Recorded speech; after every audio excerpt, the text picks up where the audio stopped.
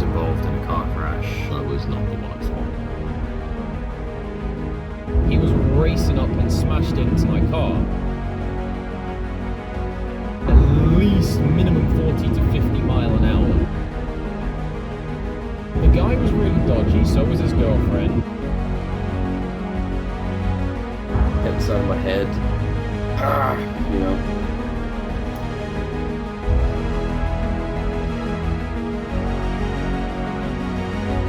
On our way to the body of the dead car.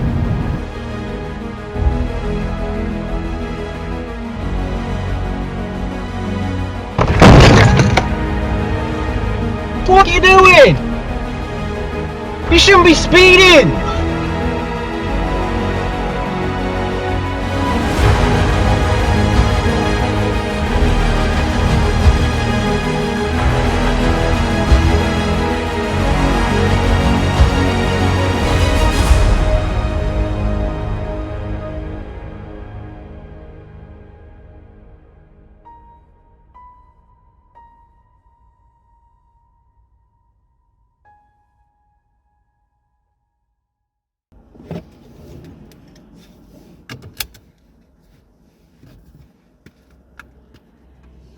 So this is different.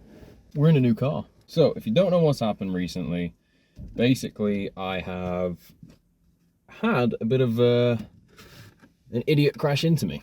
Not a little bit, just a complete idiot. Yeah, so that's this video for you. Before I reveal what the new car is, I'm just gonna engine start. It's a little less...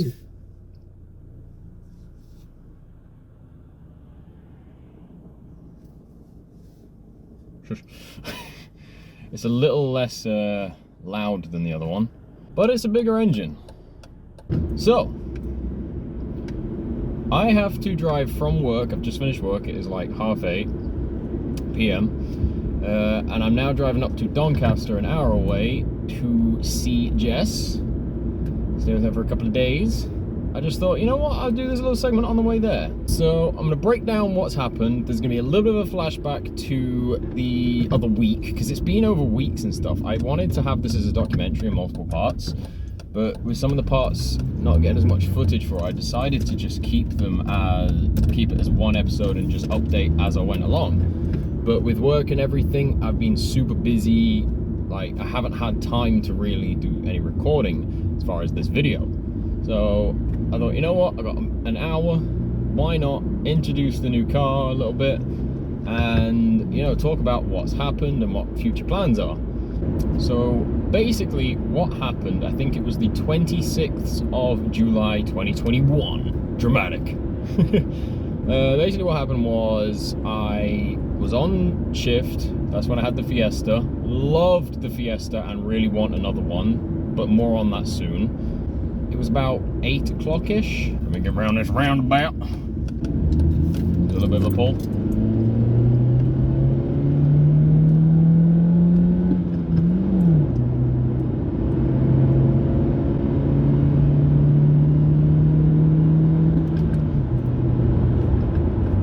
There we go.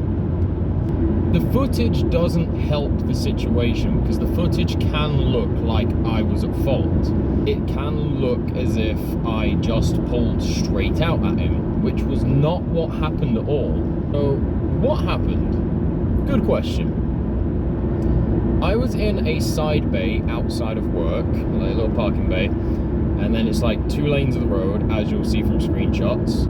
The way I'm pulling out is into oncoming traffic. On the right-hand side, you can see traffic through little gaps. And if nothing comes past it, there is no traffic. That's the rule of thumb with that. I've done it many times and it's always worked. And this time it would have worked had it not been for this stupid driver who really should be looked into having his license taken away from him. By the way, this may be a bit of a rant video, a bit of a flashback video. This video is going to be all over the place. As I've pulled out, it's clear. And I can tell you now, the road was clear for one reason. A car had pulled out of a bay further ahead of me and done a 3-point turn, which means both lanes of traffic had to come to a stop, which means for a good 200 yards, oncoming traffic was cut off, which means no cars could have even gone they'd had to have phased through him like a ghost to be able to do or be there. Merged out slowly and had my indicators on. And as I looked over, because I checked that side was clear, I checked to my left to make sure that was clear, which it was. As soon as I looked back, he was racing up and smashed into the front quarter of my car at least minimum 40 to 50 mile an hour. Bent 2 chassis legs. They're like these big metal frames, basically, of your chassis of your car. And they have not just bent, they've folded metal. If you've ever seen folded metal, it looks weird. But that's what it looks like. So the guy was really dodgy, so was his girlfriend. And the third person was more upset about the car than the driver, which leads me to believe that the third person that appeared out of nowhere was apparently in the car as well. I believe he was the actual registered owner of the vehicle. But the driver, I do not believe, was insured on the vehicle. There's loads of information. There's tons. I could go into it for an hour, but I'm really trying to keep this as short as possible for you guys. He went from being aggressive towards me in the clip and when he crashed into me, and I said I had it on dash cam. From that moment, he parked up, calmed down, instantly came to me, hand shook me, and was all right, saying that neither of us were at fault, blaming the other guy who was doing 3-point turn, which you can see in the video is an idiot move what he did. Basically, he goes around a car that's about to reverse doing its 3-point turn, so it's like the stage 2 of the maneuver. He goes around it off-road into a parking bay and back onto the road, rather than waiting, impatience, that's road rage. He then drives on the chevrons in the middle of the road, which you're not supposed to drive along. Yes, you can overtake on them, but he just drives along them solid. And then goes around an open car door. He can definitely see me, 100%, which means he was not watching the road. Because if you notice, there is no dip in the car, no brake lights from what you can see. He 100% never used his brakes. He just went straight into me at 40 to 50 mile an hour. His car drove away from the scene. My car obviously didn't. He drove his car away from the scene. He was offering me lifts up for the date that I had planned for Jess the next day, which I was super upset about, like literally gutted about. But there you go. So his car was working. A couple of days after the accident, him and his insurance side of it claimed it as a write-off for the exact same reasons and damage to the vehicle that his car previously this year had failed on MOT. Leads me to believe that his car was not road legal at the event of the crash, and he was looking for a claim. We're about to go on the motorway in a second, so I may need to concentrate. Trouble really getting up to 70, but the Fiesta was still faster.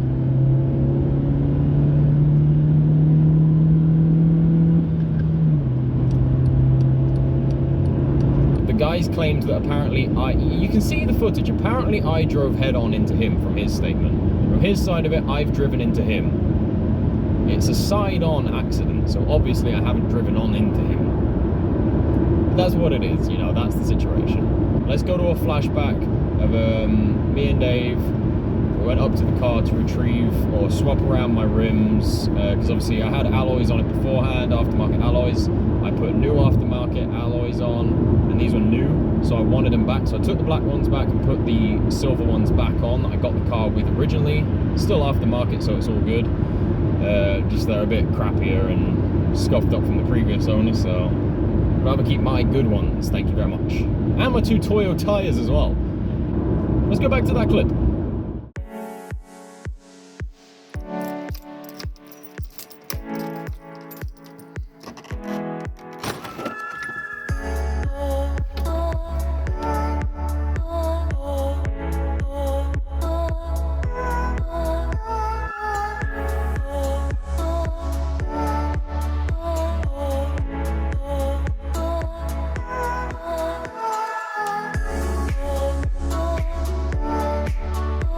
Do what they do on Hoonigan.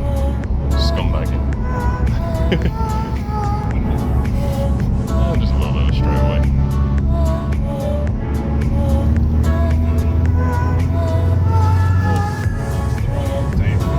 Yeah. You only get that with a turbo. It kind of puts you back in your seat. Oh, yeah, that. So we're on our way to the body of the dead car. I've seen the pictures, but I feel like the pictures don't quite do it as much justice as in person. Because I I've seen the pictures and it don't look as bad in the pictures. Everyone's like, oh, that's fixable, and when you see it in person, you're like, it's really not.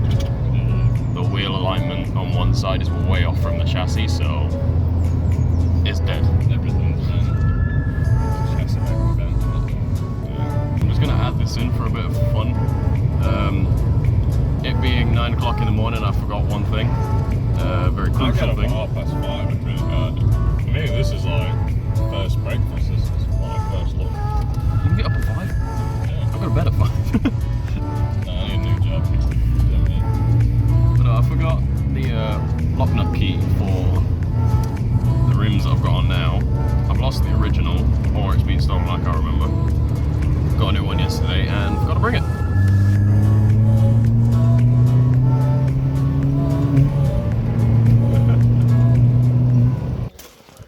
It's so bad. I can't believe it, man. Can't really film too much because it's on private property, but yeah. See how bent out of line it is? And look down here. You see this little crumple? Chassis leg bent completely. That's a write-off.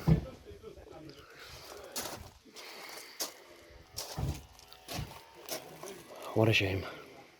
Alright, so seen a little bit of the footage at the place. It was on his private property, so I couldn't really vlog too much. What's your reaction to how bad it is? It's fucked. Yeah. I didn't realise the chassis leg looked that bad because I hadn't seen it. I'd only seen it external because we couldn't even get the hood up on You the say day. you got video on? I've got video footage of the actual like kink in it, like how it's all kind of They relayed that folded. footage, so Yeah. So we got all the stuff. It looks like that scene of Fast and Furious where I got all the stuff for the 10-second car.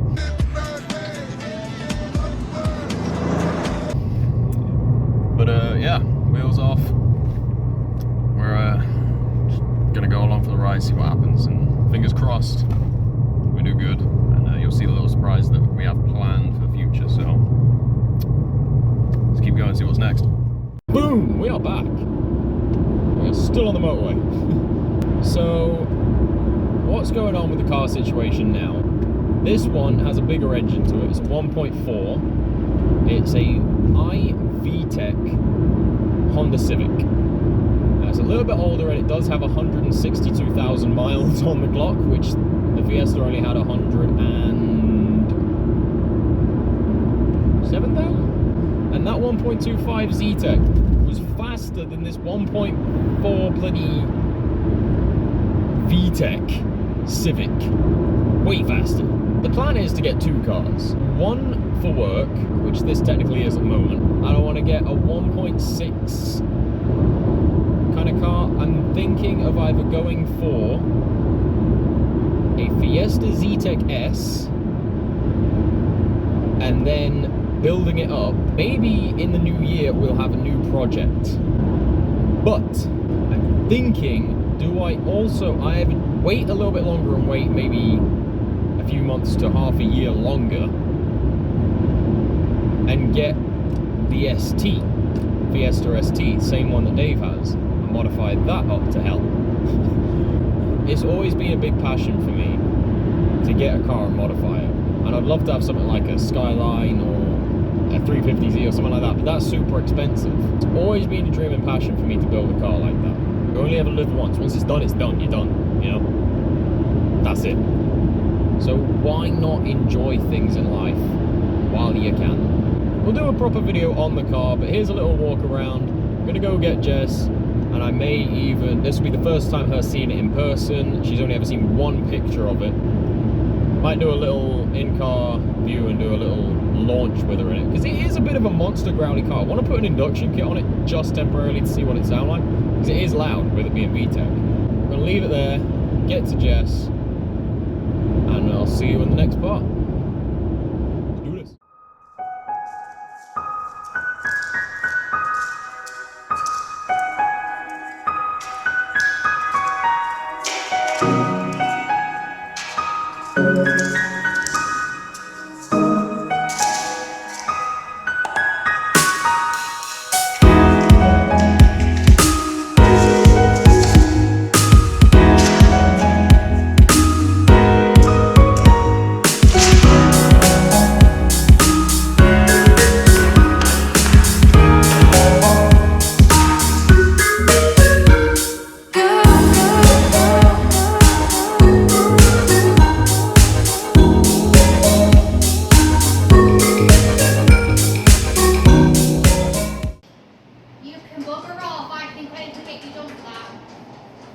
I'm your boyfriend, you love me.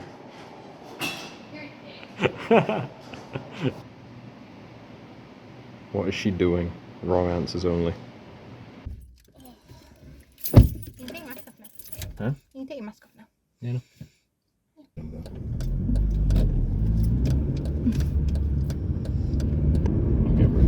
Okay, Right, you're in a 40 zone, hon.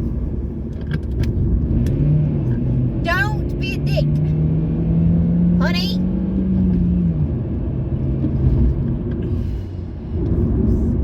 I will deck you, and you will sleep in the little bedroom. I will shove you in there. I don't care. Up to speed. I gotta reverse this car and it's freaking wider. Plus, I don't know why my mother's parked. Oh. Oh, I've got to fit in between the two. Yeah. One day I'ma grow up big and I'ma be a king, and my papa told me it's okay to sit where shit hurts. Don't forget your dreams, cause they'll get you through this so-called life they call living, but I call it strange, and I bet I'll do it, cause I'm on my way and strong enough that I can shake the pain. Hey, Mr. Sunshine, Mr. Rainstorm, meet me in the conference room.